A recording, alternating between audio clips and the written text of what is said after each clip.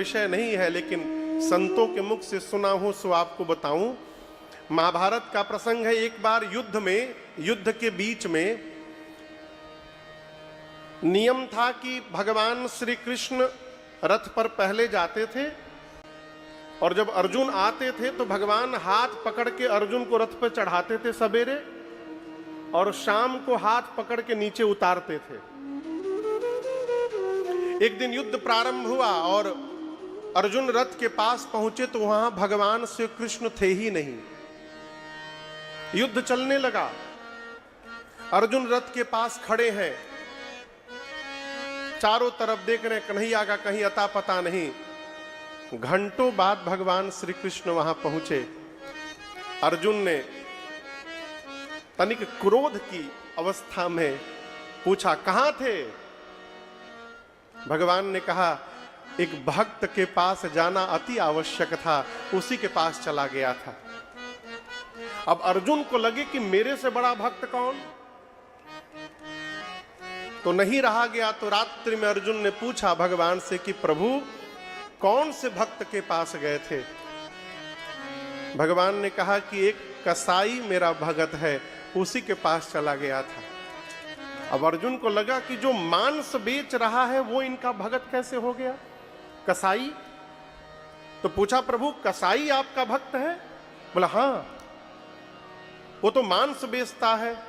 भगवान बोले, मांस बेचना उसका खानदानी पेशा है, वो नहीं चाहता है, लेकिन उसके घर वाले बरबस उसको मांस बेचने के लिए बिठा देते हैं। तो भगवान से पूछा अर्जुन ने, आप क्या करने गए थे वहां पर?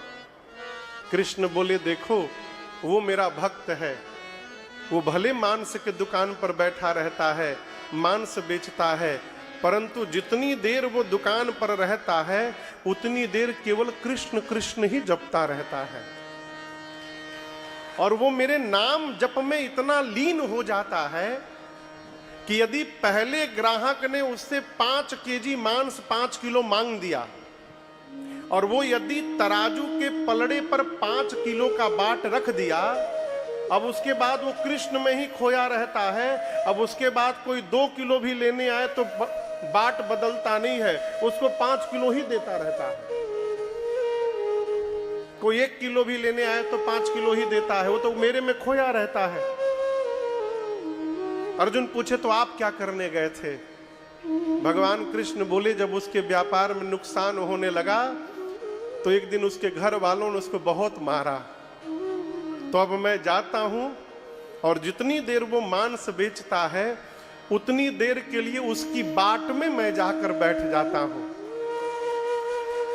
कोई 1 किलो मांगने आता है तो मैं 1 किलो का बन जाता हूं, कोई 2 किलो मांगता है तो उसी बाट को मैं 2 किलो का बना देता हूं। अपने भक्त को मैं पीटते नहीं देख सकता। मैं क्यों सुना रहा हूं?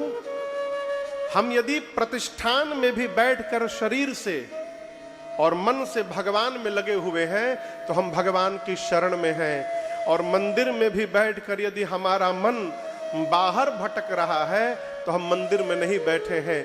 कई लोग तीर्थ में भी जाते हैं और दिन भर व्यापार में लगे रहते हैं।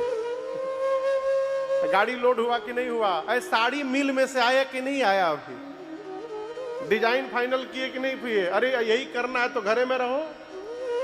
क्यों ठग रहे हो अपने आप को? हमारा मन कहां है? हमारा एक पद है,